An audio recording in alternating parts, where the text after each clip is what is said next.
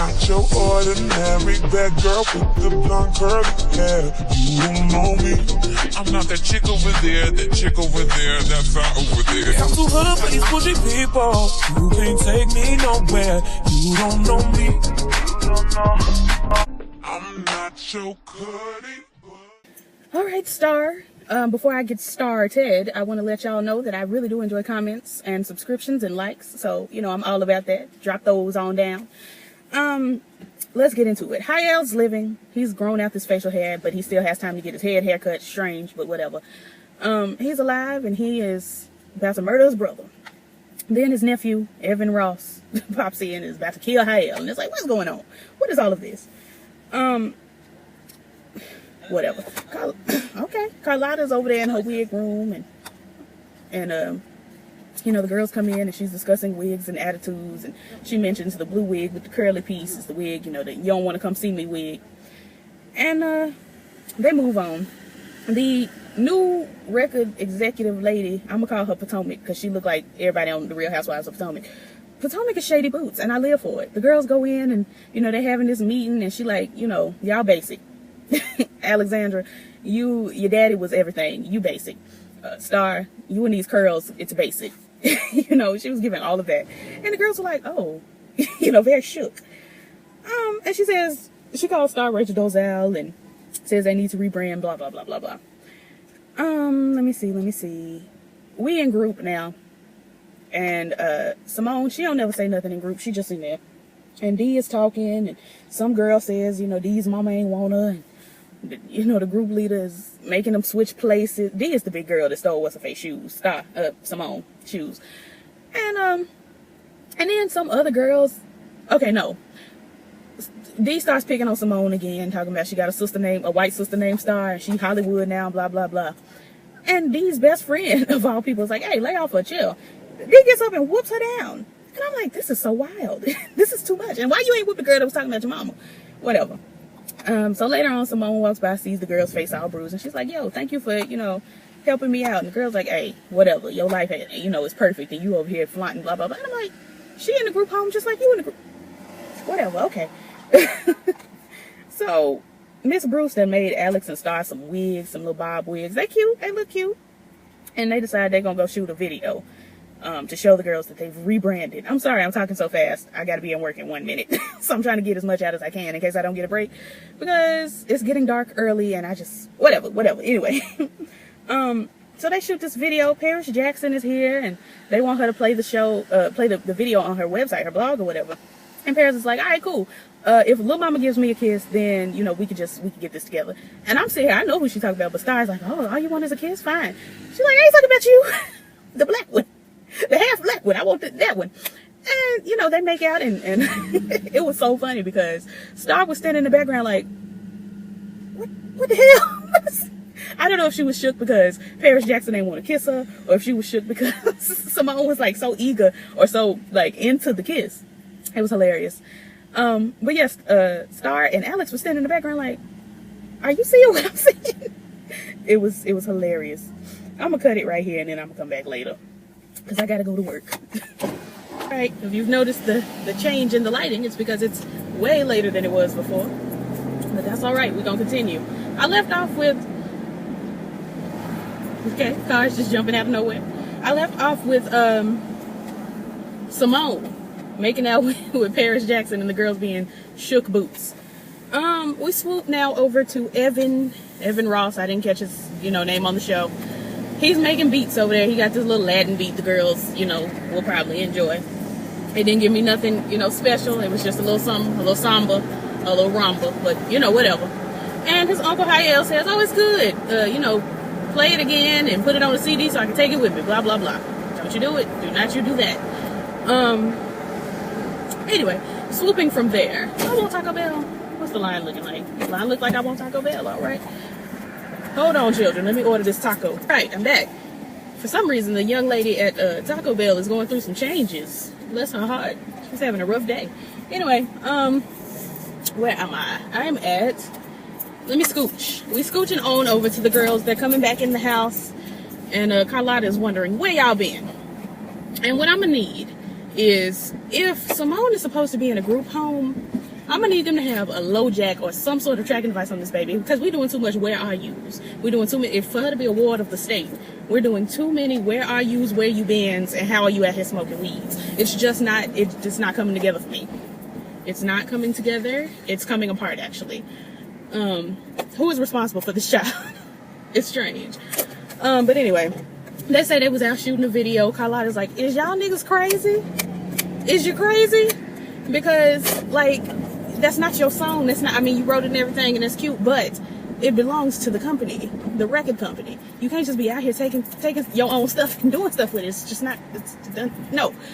So, and Star is giving, well, you know, we just need to, and we need to make them pay attention, and blah, blah, blah, and it's gonna make her look. And Carlotta's like, take the song down before the woman sees it. And Star's like, no, we want her to see it, and blah, blah, blah. And I'm like, listen to in the words of Aretha Franklin to Fantasia, you better listen to me. Listen to the voice of experience. Listen to the voice of experience. You don't know what you're doing. You don't know what you're doing. At least Carlotta's been through this before. You know, she's gone through, and she knows a little bit more about it than you do. And you're talking about likes and uploads, and yeah, that's a big part of music now. But when you're signed to a record company, likes and uploads and stuff that's not the main focus of the record company. The record company is trying to make money. They don't really care about likes and uploads. If you chance to rap and you independent, you know, then likes and uploads, that's your big deal, your to-do. But as far as anybody else, if you're not Beyonce and Jay-Z, you're going to have to acquiesce to record company whims. Anyway, they don't take the video down. We swoop. Luke James is in the office and talking to Potomac, and Potomac is telling him that they only putting out one album this year. The record company is only putting out one album, and it's gonna have to be survival of the fittest, and the girls are gonna have to decide, you know, they're gonna do a little competition to see who gonna get the album, blah blah blah blah blah. Star busts in, and she like, you know, what's tea, what's all of this? And Potomac lets her know that you guys are parked for the time being. Ain't nothing coming out of y'all, because you went on out here and you did too much, so you need to sit down. Be humble. Sit down. Be humble. Sit down. So she sat them down like they do down to the church to humble Star's wig a little bit. And Star gets back to the house, and she talking crazy. She's talking to Alex and Simone, talking about, well, maybe Carlotta's not the one to get us there, and, you know, we need to find something else and do something else because Carlotta don't know what she's talking about, blah, blah, blah. But Carlotta told you. Carlotta opened up her mouth and told you, do not, or take down the video. She said, take down the video before what's-her-face Potomac sees it, because if she sees it, it's going to be problems. Potomac saw the video that you didn't take down, it was problems. I don't understand how you took that to mean Carlotta don't know what she's doing, because she told you exactly what was going to happen. I'm confused. I'm as confused as you are at this point in time. Like, what are you talking about? And Alex and Simone are like, you're not finna fire our mama. Like, who do you think you are? This is family. You not finna fire my mama and them. This is my mother by proxy, and I'm not allowing it. And Star just didn't care. She just truly did not care. Let me see where we're going.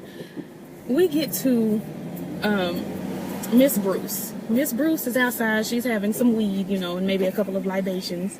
Hello, church members. Amen. She's having a couple of libations and maybe some weed and things. And she tells Carlotta, let me handle the salon. You worry about the girls.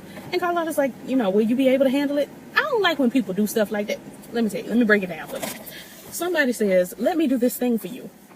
Are you going to? Will you be able to? Are you sure? Blah, blah. People don't ask these questions or make these statements unless they've already thought about it. Sis, just go ahead and say amen. My mama be doing that. My mama's like, can you bring me, you know, I'll call and say, do you want me to bring you something to eat? Do you think you could? I would really appreciate, girl, I'm out here. What do you want to eat? I can't go through all of this thank yous and yeses and pleases and things. Just tell me what you want before I, you know, get on this freeway and get on home. My mama be doing that. I don't like it. So anyway, scooching on. Alex got on my nerves. That's somebody with a job. Alex got on my nerves because she decided to call down to the store. I don't know what store it was, but it was some sort of a boutique or something for the rich and fancy. She calls and says, I know y'all getting ready to close, but could you keep the store open for me? Strike one with me. Made me very upset. And the woman was like, yeah, cool. Keep it open. She goes on down to the store. Let me get this out the way. She goes down to the store. She's trying on outfits and this and that, and they drinking champagne. Strike number 2. Lee Daniels. I'm not going to keep talking to you about these underage children drinking. I'm not going to keep talking to you about it. I'm not. This baby is 19 or 20. We ain't seen nobody have a birthday. But when the show started, quote unquote 5 months ago, I guess it was, she was 19. Star was 17 and Simone 16. These children shouldn't be doing all that they're doing. We looking at 17-year-old Star's booty cheeks and carrying on. If we're going to be doing all this, you need to go ahead and let us know Star had a birthday and she's crossed over to 18. And you need to let us know that it's been 2 years now and Alex is 21, because I just am uncomfortable looking at these children doing all this stuff and they're just not old enough to do it. I just don't care for it. My lips are so, no ma'am. I had some blue Gatorade and I feel like my lips are blue. Anyway, let's see. So Alex is at the store, they drinking champagne and carrying on. And Alex tells her, this strike number 3, "Thank you for keeping the store open for me." The woman looks at her and said, "That's what we're supposed to do for all the VIP customers." She wanted to go home so bad. I felt for her. My spirit cried out for her. Because she didn't say, "Oh no, it's not a problem, girl. Happy to have you." She said, "We're supposed to do that for all VIP customers." Which means she ready to go. Let the girl go home. Who these rich and privileged cheering don't understand. So that was another strike for me. The last and final strike is Mama's looking all on the tray and the table. She's like, "Now what did I do with that bracelet? What's going on with T?" And come to find out, now I already knew when she said, "What did I do with the bracelet?" I turned to my mama and said, "We got theft among us." And so the girl walks off. This is strike number. Okay, so this is strike 4A. 4A is her stealing in general. And 4B will be her taking I'm going to make them separate strikes. 4 is her stealing. 5 is her reaching down into her back pocket, pulling out the bracelet and putting it in her purse in the building. Now, I'm a good thief. I'm very gifted and talented in the world of thievery. One thing that you will never do is take the bracelet out of your back pocket in the store and look at it and smile and put it in your purse and then run. She ran, sis. I was so outdone. I was just too through. I was like, "You look like you stole." And it's supposed to be a rich and fancy boutique. They got champagne in the building. You know they have cameras in the building. I know Alex is not smart enough to have not stolen on camera. I know she's not. Because she wasn't smart enough not to pull the thing out of her back pocket and look at it and put it in her purse and then run. She ain't say bye. She ain't say have a nice day. She ain't say sorry for keeping you. None of that. She just took... I was so through with her. Anyway... Somebody's car needs attention. So anyway, let's see. So Star sits down and Carlotta comes in and they talking and Star says that she feels like they need to, part ways. And Carlotta's like, "I'm not the problem. You the problem." "I'm good. How are you?" She says, "I'm not the problem. You the problem." And then she goes on to tell Star that she creates her own drama and her own, confusion and crime. Which is true. It's just very true. We swoop. And I just didn't understand this at all. Hayel was in the car. He was listening to his nephew's record. He was, in the zone, I guess. Somebody bust the window. And that's all we saw, is them bust the window and, kind of grab up Hayel. Next thing we know, Hayel is appearing at Carlotta's house. And he's half dead and in shambles. It was just very peculiar to me. Because you're supposed to be dead. How is you walking around the city like this? It just didn't make sense, because he said in the flashback, they showed the flashback of Carlotta shooting him and dragging him off and, blah, blah, blah. It was all a setup. I don't care. He said to her that he was going far, far away. And so now he walking around the very same city. He went to Miami. He went to Miami to kill his brother, I guess, and get the money or whatever. And then all of a sudden he was just back in Atlanta. It's not around the corner. It just didn't make sense to me. So he pops up at the door, and another thing that alarmed me with that was, how do you know Cotton wouldn't have opened the door?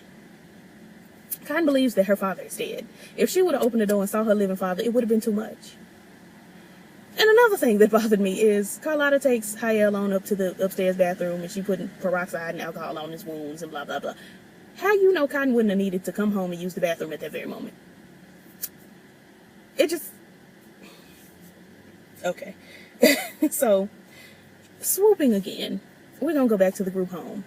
For some reason, for some just various and sundry and strange reason, Simone is walking back into the group home after a long day of, being read and having to defend Carlotta and all of that. She's just not in the best of moods anyway.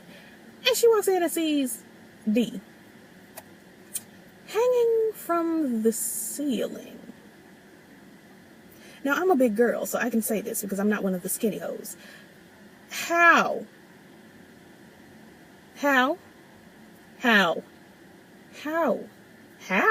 It does not make sense for a girl that size to be hanging from the rope would have broke. It would not have been able to sustain her weight. It would have slipped. It would have broke. She would have fell some kind of way. How was she up there? What was she hanging on? Because she was right at the door frame. So there's nothing right at the door frame that you can tie anything to hang you. A belt wouldn't have done it. I'm sure they don't just have regular ropes. It just didn't make sense. None of that made sense to me. But she's dead. And she's dead in Simone's shoes. Now, I'm sitting here trying to figure out how can we get these shoes back.